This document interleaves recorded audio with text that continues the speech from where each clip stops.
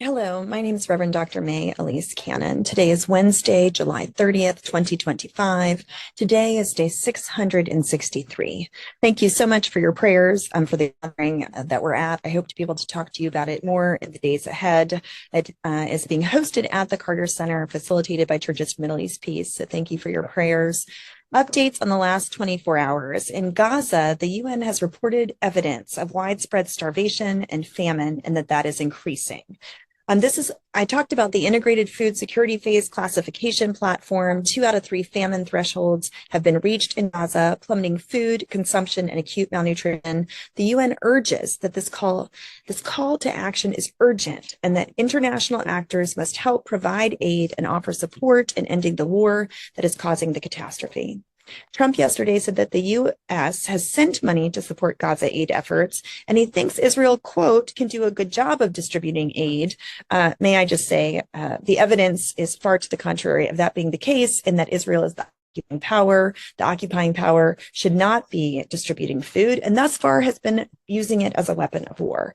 But President Trump said that Israel wants to preside over the food centers to make sure that the distribution is proper. The death toll of Israel's military campaign against Hamas in Gaza has now officially exceeded 60,000 people. For you to know, that number is viewed as conservative by the vast majority of experts in war and conflict.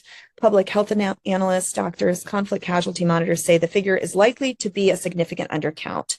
More than 130 Palestinians have died of hunger, most of them in recent weeks. What we're hearing about the starvation is that it's a bell curve. And once the threshold hits a certain part, even if food is allowed in, people will have already experienced severe damage to their bodies, and death might not be preventable. And so the concern is that there is a very urgent moment in this moment related to getting health access, food and distribution into Gaza to prevent starvation.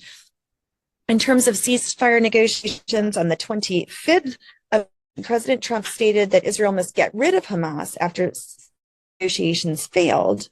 Now, we haven't really heard much about that, but despite significant progress being made in dealings on ceasefire negotiations between Qatar and Egypt, Israel has recalled its negotiators.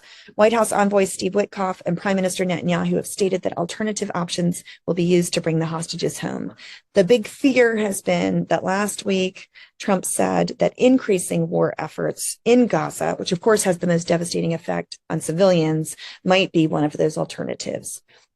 Israel, 2 well-known Israeli human rights groups. This is hugely significant. This is Bet Salem and Physicians for Human Rights. These are Israeli human rights organizations, citizens of the state of Israel. On Monday, they stated that Israel is committing genocide against Palestinians in Gaza. One was in a report entitled Our Genocide, in which they outlined deadly, harmful effects by Israel and Palestinian civilians.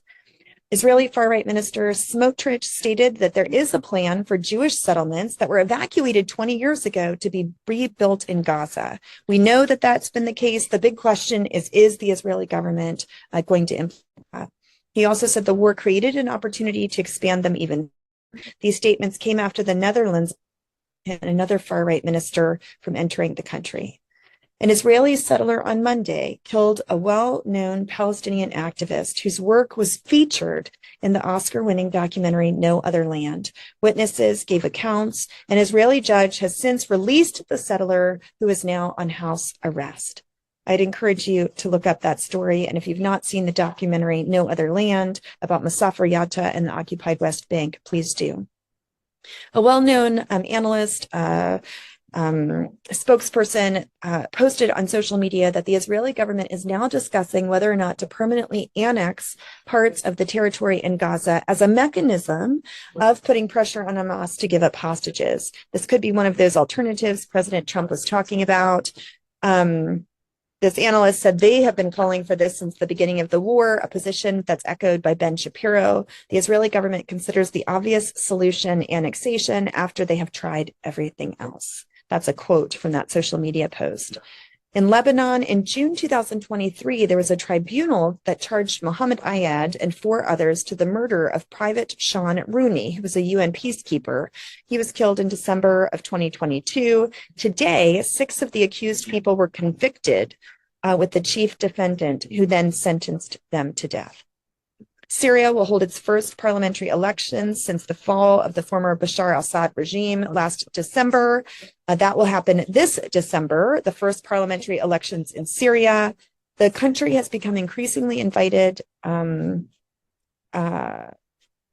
This is in response in some regard to the breakouts of violence, the sectarian violence in the Sawida between the Bedouin clans and the Druze minority, where hundreds of people were killed in attacks, where the Syrian government intervened.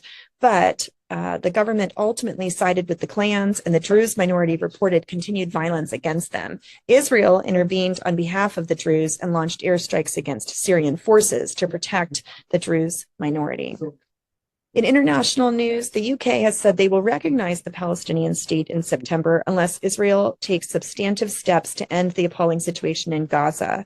They said that Israel has to agree to a ceasefire, and then the UK, otherwise, the UK will recognize a Palestinian state. Now, I want you to know, analysts and experts, certainly Palestinians, but others have said that this is a horrific way to negotiate. Palestinian statehood should not be determined on whether or not the UK should get food into Gaza and not violate international law. Israel should allow aid into Gaza, not dependent, not making this a condition of declaring a Palestinian state. So there's significant concerns about that tit for tat, saying it's very problematic. In a declaration setting out a phased plan to end the Israel-Palestine conflict, a high-level UN conference, the one that was hosted by Saudi and the Saudis and the French, urged Israel to commit to a Palestinian state. They gave unwavering support to the two-state solution. The conference plan would have the PA govern all of the Palestinian territory, followed by a transitional administrative committee, a UN stabilization mission. Israel and the US boycotted the conference. Malta has declared they will recognize a Palestinian state during the UN General Assembly in September.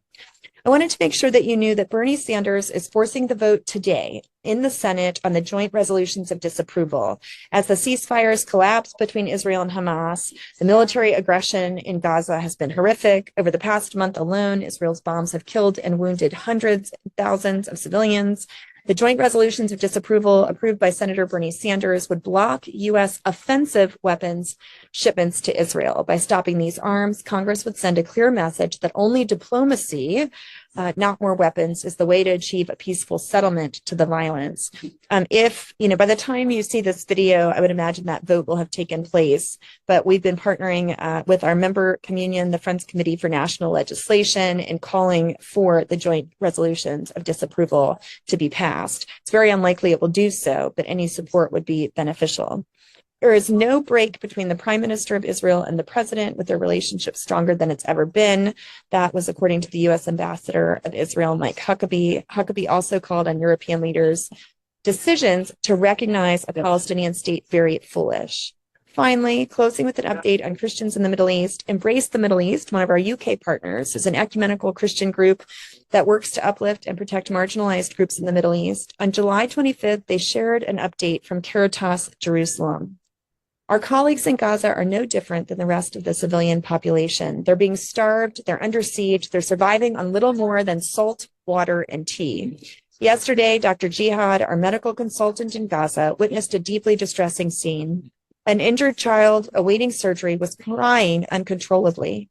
The doctors initially believed he was scared, but it became clear the child was crying out of hunger. In a heartbreaking reflection shared by one of their colleagues in Gaza, they remarked with bitter irony, "Those who died at the beginning of the war, in a way, are the lucky ones. At least they were spared the slow, humiliating death of hunger that we are now left to endure." We urgently appeal to President Trump to intervene to help bring an end to this brutal war. That's the words of Anton Asfar, the Secretary General of Caritas Jerusalem. We plead for the immediate opening of humanitarian corridors so we can reach thousands of innocent lives, among them our own colleagues in Gaza, before it's too late. May God go before us. May the hungry be fed, and may peace come quickly. In the name of Christ. Amen.